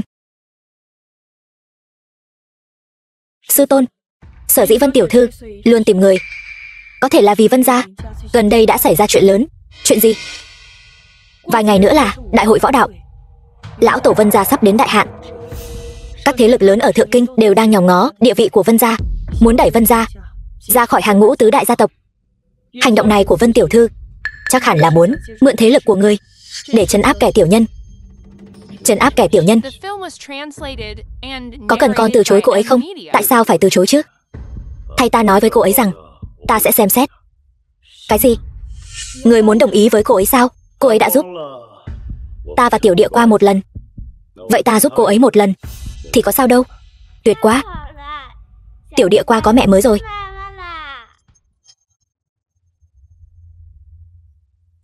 Đây là những cường giả trên thiên bảng. Khí tức thật đáng sợ. Xem ra bọn họ đều đang hướng về tấm bia đá này mà đi. Nghe nói đây là thần điện đã huy động 3.000 nhà khảo cổ học ở dãy núi Côn Luân tìm kiếm nhiều năm. Cuối cùng ở một nơi trong di tích Kỳ Môn Tông tìm thấy bia đá ngộ đạo, giá trị liên thành. Thẩm đại nhân, nguồn gốc của vật này lại thần bí đến vậy. Bia đá ngộ đạo có thể đo lường thiên phú và tiềm năng võ giả, đồng thời nó cũng là bài kiểm tra đầu vào của đại hội võ đạo. Chỉ khi kích hoạt thành công nó mới có thể vào hội trường tiếp theo. Nghe nói điện chủ thần điện tiền nhiệm đã từng kích hoạt thiên phú hoàn mỹ 10 tầng, có thể nói là người đầu tiên trong lịch sử. Đại nhân ngài có thể sinh ra một thiếu niên chí tôn như Phán Quy kích hoạt bia đá ngộ đạo, đương nhiên không thành vấn đề. Chỉ tiếc là Phán Quy đã bị tên bệnh tật đó mang đi rồi. Nếu không, chúng ta sẽ cùng nhau chứng kiến một đoạn truyền kỳ mới trỗi dậy. Chỉ cần Vân Nhi thể hiện ra thiên tư chói mắt, thần điện sẽ không làm ngơ. Đến lúc đó, khi cô thực sự gia nhập thần điện, giành lại quyền nuôi dưỡng Phán Quy, chẳng phải dễ như trở bàn tay sao? Hôm nay tôi sẽ ở đây đoạt lại tất cả những gì tôi đã mất. Phán Quy cũng có thể giúp mẹ Vân Giao đánh kẻ xấu. Phán Quy còn nhỏ, đợi lớn lên rồi hãy giúp mẹ Vân Giao. Hôm nay cứ giao cho ba được không? Được, Phán Quy tin ba.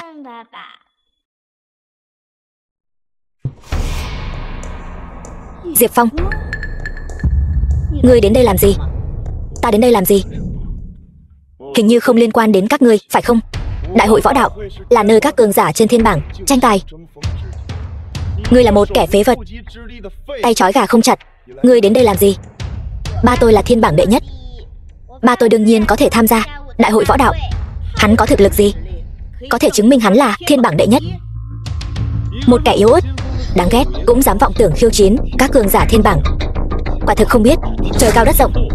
Chắc hẳn ngươi đã bị Vân tiểu thư nhìn thấu diễn xuất tệ hại của mình, rồi bị đuổi ra khỏi nhà rồi phải không? Vậy ý ngươi hôm nay đến đây là để cầu xin Vân Nhi tha thứ sao? Diệp Phong, ta đã nói rõ từ lâu, giữa ngươi và ta không có khả năng nào cả. Ngươi hà tất phải dây dưa không dứt? Ta dây dưa không rõ ràng sao? Chẳng lẽ điều này còn chưa đủ rõ ràng sao? Giữa hai chúng ta đã không còn khả năng nữa rồi. Ngươi hãy sớm từ bỏ ý định này đi.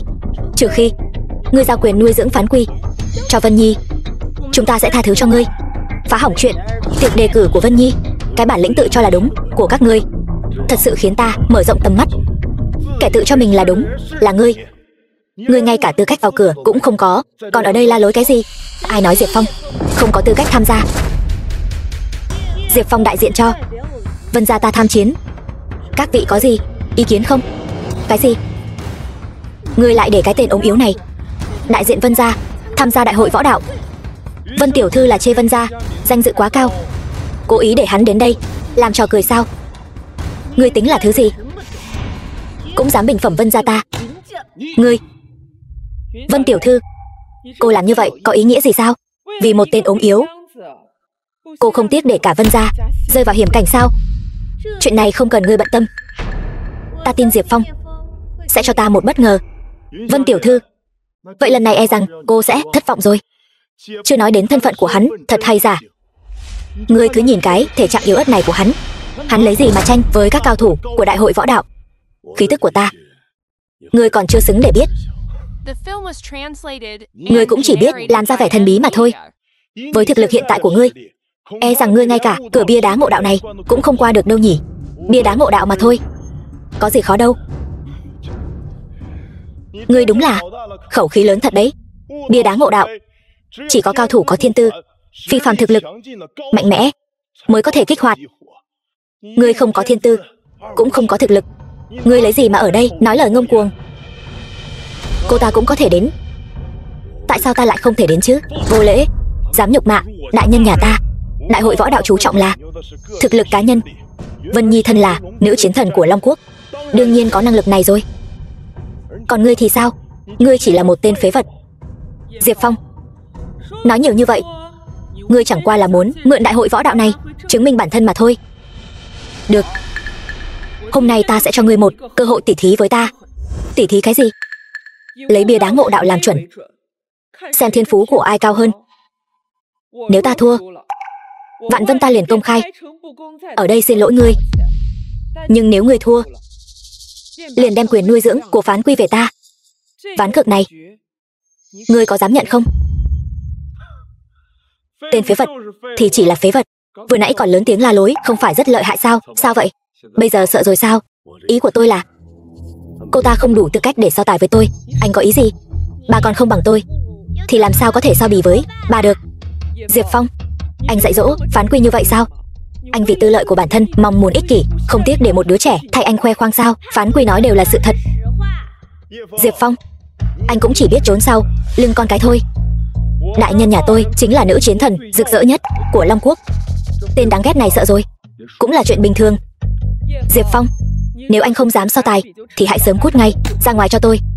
Ở lại đây cũng chỉ là làm trò cười mà thôi. Tôi làm trò cười sao? Chẳng lẽ không phải sao? Nếu anh có thực lực thì hãy thể hiện ra để mọi người ở đây xem, chứ không phải ở đây khoe mồm mép. Được, nếu cô đã cố chấp như vậy, vậy tôi sẽ thành toàn cho cô. Anh có ý gì? Tôi chấp nhận lời thách đấu của cô. Cái tên ốm yếu này lại dám thật sự chấp nhận thách đấu. Sao anh lại cứng miệng như vậy chứ? Một người đã làm bà bỉm sữa toàn thời gian 6 năm, làm sao anh có thể so bì được với nữ chiến thần đã chinh chiến xa trường này? Đại nhân, nhất định phải cho hắn ta thấy chút lợi hại. Diệp Phong, cuối cùng anh cũng có chút dáng vẻ của một người đàn ông rồi. Tuy nhiên, điều này không đủ để thay đổi cách nhìn của tôi về anh. Kẻ yếu cuối cùng vẫn là kẻ yếu. Cục diện chưa định, làm sao cô biết cô nhất định sẽ thắng chứ?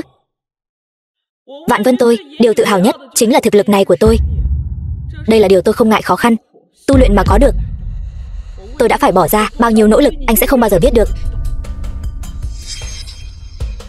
Lại có người muốn tham gia khảo hạch ngộ đạo này. Cô ấy là ai vậy? Đây không phải là người mà cách đây không lâu đã được truyền tai nhau rầm rộ, nữ chiến thần Vạn Vân sao? Cô ấy vốn dĩ có thể vào vị trí cuối cùng của thiên bảng, nhưng không biết vì lý do gì đã bị hủy bỏ. Cô ấy muốn dùng bia đá ngộ đạo để chứng minh bản thân chăng? Vì đã có tư chất thiên bảng, kích hoạt bia đá ngộ đạo chắc hẳn không phải vấn đề gì. Diệp Phong, hôm nay tôi sẽ cho anh thấy khoảng cách giữa anh và tôi rốt cuộc lớn đến mức nào.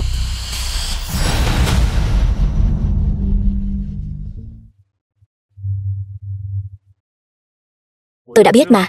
Đại nhân nhà tôi nhất định có thể. Khảo hạch thất bại.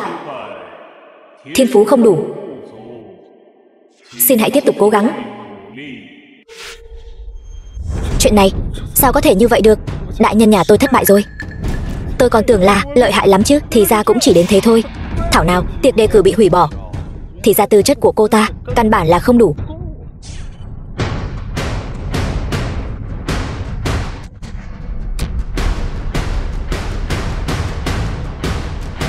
Đại nhân, ngài không sao chứ? Không thể nào. Sao có thể như vậy được? Tôi đã bỏ ra bao nhiêu nỗ lực, sao lại không có chút hiệu quả nào cả? Vân Nhi, cô đừng lo lắng. Có lẽ đã xảy ra chuyện ngoài ý muốn nào đó. Chẳng lẽ nào là bia đá ngộ đạo có vấn đề sao? Bia đá ngộ đạo là bảo vật truyền lại từ thời thượng cổ, bảo vật chí tôn, thì làm sao có thể sai sót được? Tôi đã nói từ lâu rồi. Sở dĩ cô có thể vào thiên bảng là vì tiểu địa qua đã nhường công lao cho cô. Không thể nào. Điều này tuyệt đối không thể nào. Diệp Phong, người bớt ở đây vui sướng trên nỗi đau của người khác. Ngay cả đại nhân nhà tôi còn không thể kích hoạt được bia đá này, thì ngươi càng không thể kích hoạt được. Đúng vậy. Vân Nhi, ván cược này vẫn chưa thua. Chỉ là kích hoạt bia đá ngộ đạo thôi. Dễ như trở bàn tay.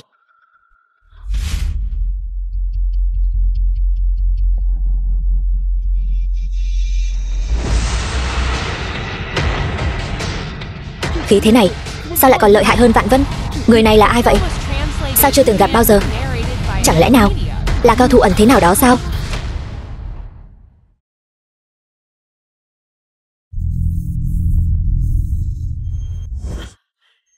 Sợ mất mạng tôi rồi. Tôi còn tưởng thật là cái tên ốm yếu này sao có thể kích hoạt ngộ đạo thần bia chứ?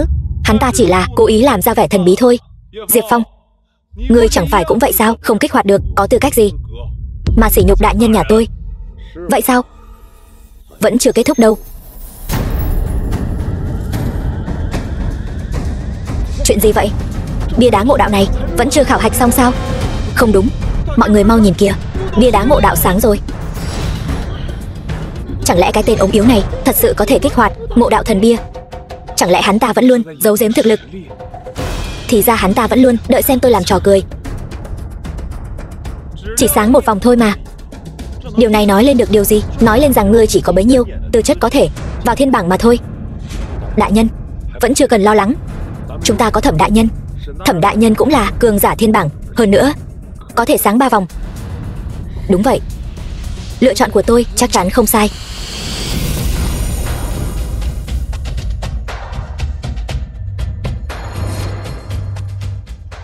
Mười vòng. Lại là 10 vòng. Thiên phú hoàn mỹ. Đã bao lâu không xuất hiện rồi? Lần xuất hiện trước còn là điện chủ, đại nhân tiền nhiệm. Xem ra Long Quốc ta lại sắp xuất hiện một vị cường giả chí tôn rồi. Chẳng lẽ tên bệnh hoạn này thật sự có tiềm năng cấp chí tôn sao? Chẳng lẽ hắn thật sự là điện chủ thần điện tiền nhiệm? Tiềm năng cấp chí tôn trên điện chủ tiền nhiệm. Cảnh cáo, lỗi hệ thống. Cảnh cáo, lỗi hệ thống.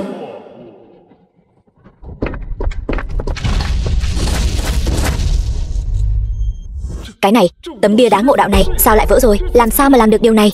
Chỉ có hai khả năng. Hoặc là do tiềm năng thiên phú của hắn đã vượt xa phạm vi khả năng chịu đựng của tấm bia đá ngộ đạo, hoặc là bị hỏng rồi. Chắc chắn là hỏng rồi. Hắn ta một tên đầy bệnh, làm sao có thể sở hữu thiên phú kinh người như vậy? Cũng có thể là hắn ta lén lút động tay động chân. Diệp Phong, ngươi đúng là hèn hạ. Ngươi vậy mà lén lút gian lận. Ngươi mắt nào thấy ta gian lận? Tấm bia đá ngộ đạo đều nổ tung rồi. Không phải ngươi động tay động chân thì còn có thể là gì? Đó là vì thiên tư thiên phú của ta nó không chịu nổi. Ngươi đúng là nực cười. Ngươi ở rể Vạn gia ta 6 năm. Ngươi có cái đức hạnh gì ta còn không biết sao? Ngươi chẳng qua chỉ là một kẻ phế vật nhỏ bé mà thôi. Sao nào? Ngươi không chịu thua sao? Ta là nữ chiến thần Vạn gia. Nếu ngươi không gian lận, ngươi làm sao có thể thắng ta? Nói nhảm. Chưa nói đến việc tấm bia đá ngộ đạo có phải thật sự có vấn đề hay không. Từ biểu hiện của ngươi có thể thấy được Vạn Vân ngươi hoàn toàn không phải đối thủ của Diệp Phong một chút nào. Ta đường đường là nữ chiến thần, ta không bằng hắn. Ta lấy mạng hắn chỉ cần một kiếm. Vạn Vân, ngươi muốn làm gì? Ngươi đừng quên đây là đại hội võ đạo, không dung thứ cho ngươi làm càn. Hắn hủy hoại tiệc đề cử của ta, khiến ta muôn vàn sỉ nhục. Không lấy mạng hắn, khó giải mối hận trong lòng ta. Ngươi dám sao? Hôm nay nếu ngươi dám làm hắn bị thương, dù chỉ một chút, ta nhất định sẽ dốc hết sức lực Vân gia, khiến Vạn gia các ngươi ở Trung Hải bị xóa tên. Vân tiểu thư, đây đều là hiểu lầm, cô đừng coi là thật chứ. Vân Nhi, mau bỏ kiếm xuống.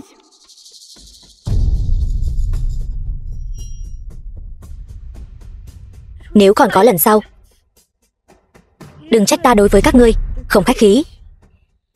Vân tiểu thư thật oai phong lẫm liệt, chỉ bằng một câu nói là có thể khiến gia tộc Chiến Thần chúng tôi bị xóa tên sao? Ngươi tưởng rằng Vân gia chúng tôi không có khả năng này sao? Không. Vân gia là một trong tứ đại gia tộc của Thượng Kinh, việc khiến Vạn gia bị xóa tên chỉ sau một đêm đương nhiên là dễ như trở bàn tay. Có điều, đó cũng chỉ là Vân gia trước đây của các ngươi thôi. Ngươi có ý gì? Theo ta được biết, tình hình Vân gia các ngươi hiện tại không mấy lạc quan nhỉ? Thậm chí sắp bị loại khỏi hàng ngũ tứ đại gia tộc rồi đúng không? Đến lúc đó, Vân gia các ngươi còn có thực lực này sao? Ta nghe nói rằng Vân tiểu thư vì cái tên bệnh tật này mà cô ta đã từ chối cuộc hôn nhân với Chiến Thần Lý gia. Lý đại nhân bây giờ đang vô cùng tức giận đấy, đang chuẩn bị tìm Vân gia các ngươi để tính sổ đấy. Ngươi nói là vị Chiến Vương Lý gia, Lý Thanh Hà mới 30 tuổi đã lọt vào thiên bảng thứ 2 sao? Diệp Phong này đúng là một tai họa, lại dám chọc giận đại nhân vật như vậy. Nếu không phải vì hắn, Vân gia các ngươi có rơi vào tình cảnh này không? Vân tiểu thư, cô chắc chắn thật sự muốn bảo vệ hắn sao? Chỉ là một Lý Thanh Hà còn con mà thôi, vẫn chưa thể động đến Vân gia được. Còn con, thực lực của Lý đại nhân khủng đến mức nào ngươi có biết không? Ta không thể tưởng tượng được. Hắn đối với ta mà nói chẳng qua chỉ là bại tướng dưới tay mà thôi. Bại tướng dưới tay? Ba ta là thiên bảng đệ nhất, hắn là thiên bảng thứ 2. Đương nhiên hắn không phải đối thủ của ba ta rồi. Hỗn xược, Lý đại nhân há lại là người mà các ngươi có thể phỉ báng sao? Hắn chẳng qua chỉ là một kẻ không có tu vi, làm sao có thể so sánh với Lý đại nhân được? Diệp Phong, ngươi chẳng lẽ không có chút nào tự biết mình sao? Ngươi ngoài việc ở đây thể hiện tài ăn nói, ngươi còn có thể làm được gì nữa? Ngươi không có tự biết mình, là các ngươi thì có. Ngươi ngay cả tư cách lọt vào thiên bảng cũng không có, lấy đâu ra tư cách mà đánh giá ta chứ? Diệp Phong, Diệp Phong, ngươi chỉ là nhất thời đắc thế mà thôi. Ngươi còn muốn khoe khoang cả đời sao? Ta nói là sự thật. Cái gì gọi là khoe khoang chứ? Vậy nói như vậy, ngươi không coi Lý Thanh Hà ra gì cũng là thật sao? Là thật thì sao? Được, được lắm. Ngươi đúng là có gan đấy. Tôi hy vọng đợi một lát sau khi Lý đại nhân đến, anh vẫn còn cứng miệng như vậy. Diệp Phong, lời này nói ra có phải là quá bốc đồng rồi không? Thực lực của Lý Thanh Hà không thể xem thường đâu. Mẹ Vân Giao, mẹ cứ yên tâm đi, ba con là người lợi hại nhất. Diệp Phong, em biết anh là thiên bảng đệ nhất, nhưng đó cũng là thành tích huy hoàng của trước đây rồi. Hiện giờ tu vi của anh bị phong ấn, làm sao có thể đối đầu với Lý Thanh Hà đây? Chuyện này em không cần lo lắng. Em chỉ cần biết rằng chỉ cần có ta ở đây, không ai có thể động đến Vân gia. Diệp Phong, anh, thôi bỏ đi. Ta vẫn nên nói với lão tổ một tiếng. Nếu Lý Thanh Hà thật sự muốn ra tay, lão tổ có lẽ có thể cứu anh. Lý Thanh Hà đến. Ta nói cho ngươi biết nhé, Lý đại nhân đã đến rồi đấy. Bây giờ nếu ngươi quỳ xuống cầu xin ta tha mạng, nói không chừng ngươi còn có một tia hy vọng sống sót. Ta đã nói rồi, hắn ta vẫn không động được đến ta. Ngươi có biết không, Lý đại nhân muốn diệt ngươi dễ như diệt chó vậy. Vậy sao? Vậy chúng ta hãy chờ xem. Đồ không biết sống còn, ta xem ngươi còn có thể cứng miệng đến bao giờ. Lý Thanh Hà, Chiến Vương Long Quốc. Kính chào Lý đại nhân, tại hạ Thẩm Lam Sơn, chú là cung phụng của thần điện Thẩm Kinh Thiên. Chúng ta đã gặp nhau trước đây rồi. Thì ra là cháu của tiểu Thẩm. Có chút ấn tượng. Cảm ơn chú vẫn còn nhớ đến con. Ngươi tìm ta có chuyện gì? Lý đại nhân, ngài có lẽ không biết đâu, vừa nãy có kẻ ở đây nói năng ngông cuồng, thách thức uy danh của ngài. Ta đã cố gắng hết sức khuyên ngăn, nhưng hắn ta sống mất cũng không nghe. Hắn ta còn nói rằng ngài là kẻ bại trận dưới tay hắn. Lại có chuyện như vậy sao? Ngoài ra, hắn ta và vị hôn thê của ngài, tiểu thư Vân Giao, còn đi lại rất thân mật. Thật vô lý. Dám tơ tưởng đến nữ nhân của ta, lại còn dám coi thường uy nghiêm của ta. Ta muốn xem là kẻ nào to gan như vậy. Chính là hắn ta. Xin Lý đại nhân ra tay trấn áp. Thì ra là anh. Đại nhân, ngài quen hắn sao? Đâu chỉ là quen biết. Hắn ta vẫn luôn là thần tượng của ta. Thần tượng? Lý đại nhân, ngài có phải nhầm lẫn rồi không? Hắn ta chỉ là một kẻ tay không tấc sắt, không có chút sức lực nào. Làm sao hắn ta có thể là thần tượng của ngài được? Lý đại nhân, ngài đây là... Ngươi là cái thá gì mà cũng dám sỉ nhục thần tượng của ta? Nếu hắn là phế vật, vậy tôi là cái thá gì? Tôi không có ý đó. Đại nhân, 6 năm trước, tôi lần đầu tiên bị người khác đánh bại, khiến tôi có cảm giác thất bại sâu sắc. Nhưng tôi không hề vì thế mà nản lòng. Ngược lại, coi hắn là thần tượng của tôi, mục tiêu theo đuổi cả đời. 6 năm trước, Lý đại nhân chính là thiên bảng thứ 2. Người có thể đánh bại hắn chỉ có thiên bảng đệ nhất. Chẳng lẽ... Đúng vậy, người đó chính là hắn, điện chủ thần điện tiền nhiệm Diệp Phong. Cái gì? Người này chính là người thần bí khó lường đó, điện chủ thần điện tiền nhiệm. Điện chủ? Chẳng phải hắn đã sớm mất tích rồi sao? Hèn gì, thực lực và thiên phú của hắn, ngay cả bia đá ngộ đạo cũng không thể lĩnh ngộ thấu đáo. Hóa ra là nhân vật truyền kỳ đó. Hóa ra hắn thật sự có thực lực như vậy. Hắn vẫn luôn ẩn giấu. Tôi căn bản không bằng hắn một chút nào. Đại nhân, không phải vậy đâu. Chắc chắn có hiểu lầm gì đó ở đây. Lý đại nhân, ngài có nhầm lẫn gì không? Hắn chỉ là một tên phế vật. Sao hắn có thể là thần tượng của ngài được chứ? Vừa nãy là cậu bảo tôi đi trấn áp hắn. Không có đại nhân. Cái này tôi không biết. Hắn là thần tượng của ngài mà. Nếu đã như vậy, tôi đồng ý với cậu yêu cầu này. Rốt cuộc là chuyện gì vậy? Xem ra Lý đại nhân và tên Diệp Phong đó có ân oán rồi. Diệp Phong, ta đợi ngày này đã tròn 6 năm. Ngươi có biết 6 năm nay ta đã sống như thế nào không? Hôm nay ta cuối cùng cũng có thể rửa mối nhục xưa rồi. Muốn rửa mối nhục xưa, ngươi còn chưa đủ tư cách. Ta không đủ tư cách. Bây giờ ta đã là cường giả cấp thiên nhân đỉnh phong, chỉ một bước nữa là bước vào cấp chí tôn. Vậy thì sao? Cho dù là chí tôn cũng không dám làm cản trước mặt ta. Nếu là 6 năm trước, ngươi quả thật có tư cách nói như vậy. Nhưng bây giờ tu vi của ngươi còn lại bao nhiêu? Đừng tưởng ta không biết. Cuộc chiến năm đó, cường giả chí tôn tam vực liên thủ phong ấn ngươi. Tu vi của ngươi đã mất hết. Bây giờ còn lại bao nhiêu tu vi? Lý Thanh Hà, ngươi thật hèn hạ. Ngươi chỉ biết lợi dụng lúc người khác gặp nguy sao. Im miệng. Ngươi đây không có tư cách nói ta. Ta không hiểu nổi. Ngươi bỏ mặc ta kẻ mạnh như thế này không chọn, lại cứ muốn chọn người này. Hắn có điểm nào hơn được ta? Theo ta thấy, Diệp Phong mạnh hơn ngươi gấp ngàn vạn lần. Gấp ngàn vạn lần sao? Được, hôm nay ta sẽ ngay trước mặt ngươi đánh bại hắn, để ngươi thấy hắn yếu ớt đến mức nào. Diệp Phong, hôm nay ta muốn cùng ngươi có một trận đấu sinh tử. Ngươi có dám nhận chiến không?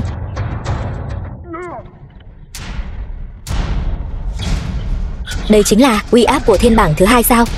Thật đáng sợ. Đắc tội Lý đại nhân rồi. Diệp Phong hôm nay mất mạng chắc rồi. Diệp Phong, cho dù ngươi trước đây có huy hoàng đến mấy, bây giờ cũng chỉ là một con cừu non mặc người lấy thịt mà thôi. Điều này cũng chứng tỏ lựa chọn của ta không sai. Lý Thanh Hà, đại hội võ đạo từ trước đến nay luôn là dừng lại đúng điểm. Chẳng lẽ ngươi muốn làm trái quy tắc sao? Thực lực quyết định tất cả. Chỉ có kẻ mạnh mới có thể đặt ra quy tắc. Ở đây, quy tắc của ta chính là quy tắc. Lý Thanh Hà, ngươi làm như vậy chẳng lẽ không sợ bị thần điện trừng phạt sao? Hắn đã không còn là điện chủ thần điện nữa rồi. Huống hồ, khi ta giành được thiên bảng đệ nhất, thần điện sẽ lấy ta làm chủ. Diệp Phong, bây giờ ta đủ để ngươi coi trọng chưa? Trên đời này, ngươi có thể khiến ta coi trọng không nhiều, nhưng rất tiếc, trong đó không có ngươi. Ngươi dám khinh thường ta sao? Ngươi còn tưởng mình là thiên bảng đệ nhất đó sao? Không được làm hại ba tôi. Thiếu niên chí tôn. Diệp Phong, đây chính là chỗ dựa của ngươi sao? Nhưng chỉ dựa vào cô ta để đối phó với ta vẫn còn xa mới đủ phải không? Phán Quy, không sao đâu. Ba, tin tưởng ba. Sao vậy? Đã nhìn ra khoảng cách giữa ngươi và ta. Muốn từ bỏ rồi sao? Nếu đã vậy, ngươi cố chấp muốn thách đấu ta. Được, vậy ta cho ngươi cơ hội này. Cái tên ốm yếu này sao dám nhận lời thách đấu của Lý đại nhân? Hắn tuy là thiên bảng đệ nhất trước đây, nhưng bây giờ đã mất hết tu vi rồi. Nhận lời thách đấu chẳng khác nào là nộp mạng. Dù sao thì cũng mất mạng. Chắc là hắn chỉ muốn mất mạng một cách thể diện hơn. Nào ngờ hành vi hiện tại của hắn cũng giống như kẻ tiểu nhân nhảy nhót vậy. Diệp Phong, ngươi đừng đồng ý hắn. Ta đã phái người đi thông báo cho lão tổ và điện chủ Long Tình rồi. Đợi họ đến chắc là có thể bảo vệ được vô sự. Ta cũng muốn xem thử hắn những năm nay có tiến bộ hay không. Diệp Phong, ngươi quả nhiên không làm ta thất vọng. Ta tôn trọng ngươi. Ta sẽ để ngươi mất mạng một cách đàng hoàng. Đến đây chiến. Một người là thiên bảng hạng 2, chỉ kém một bước là có thể đột phá đến cảnh giới chí tôn của cường giả đỉnh phong thiên nhân. Còn người kia mặc dù nói là thiên bảng hạng nhất, nhưng lại không có chút tu vi nào. Trận chiến này không hề có chút hồi hộp nào. Không ngờ thần chủ tiền nhiệm lại sẽ kết thúc theo cách này. Thật khiến người ta phải thở dài tiếc nuối. Diệp Phong, ta chờ cơ hội này đã tròn 6 năm. Hôm nay ta muốn ở trước mặt các cường giả thiên bảng đánh bại ngươi, chứng minh rằng ta mới là thiên bảng hạng nhất. 6 năm trước ta có thể đánh bại ngươi, hôm nay cũng có thể làm được. Toàn thân ngươi chỉ có miệng là cứng nhất. Không biết đợi ngươi mất mạng rồi còn có thể cứng được nữa không? Chỉ tiếc là ngày đó ngươi nhất định sẽ không nhìn thấy. Bớt nói nhảm đi, nộp mạng đi.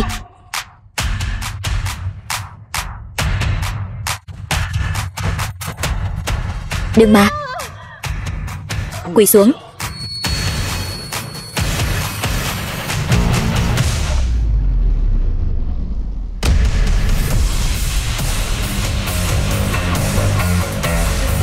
Đây là chuyện gì thế này? Sao có thể chứ? Tu vi của ngươi không bị phong ấn. Ngươi giả vờ. Tu vi của ta đúng là đã bị phong ấn, nhưng rất tiếc, cách đây không lâu đã được giải phong. Cho dù giải phong, ngươi cũng không thể nào mạnh đến mức này. Rốt cuộc ngươi đã dùng thủ đoạn gì? Là ngươi quá yếu. Không thể nào. Ta là rồng trong loài người, chỉ kém một bước là có thể đạt đến cảnh giới chí tôn. Ta muốn ngươi mất mạng. Cho dù là chí tôn, trước mặt ta cũng phải cúi đầu xưng thần. Quỳ xuống.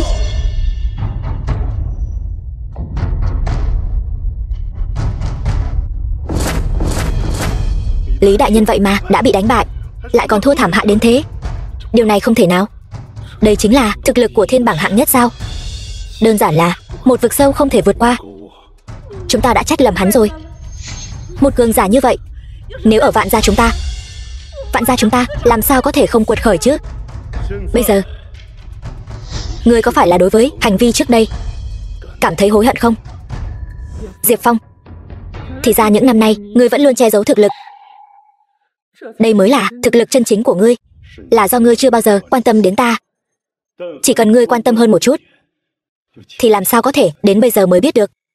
Vậy nên ngay cả chuyện năm đó cũng là ta cưỡng ép. Năm đó ngươi bị mị độc quấn thân, thần trí không rõ ràng, chỉ có ta mới có thể cứu ngươi. Không ngờ ngươi lại. Nhưng mà tất cả những điều này cũng là nhờ có ngươi, nhờ có ta. Nếu không phải sự lạnh lùng vô tình của ngươi, ta lại sao có thể khí huyết công tâm, dẫn đến tu vi giải phong trước thời hạn, thậm chí đột phá tâm cảnh, tiến thêm một tầng cao hơn. Bây giờ ngươi còn cảm thấy ta và Phán Quy là gánh nặng, chỉ làm vướng víu ngươi không? Tất cả những điều này đều là do ta Vạn Vân tự chuốc lấy. Nếu không phải ta tâm cao khí ngạo, thì sao lại sa sút đến bước đường này? Chuyện đã đến nước này, cũng chẳng còn gì đáng nói nữa. Phán Quy, chúng ta về nhà thôi. Vâng, mẹ Vân Giao, chúng ta về nhà thôi. Khoan đã. Giữa ngươi và ta Còn có thể cứu vãn được không? Mọi chuyện dừng lại ở đây. Gương vỡ khó lành. Giữa ngươi và ta, thanh toán triệt để. Từ nay về sau, không gặp lại nhau.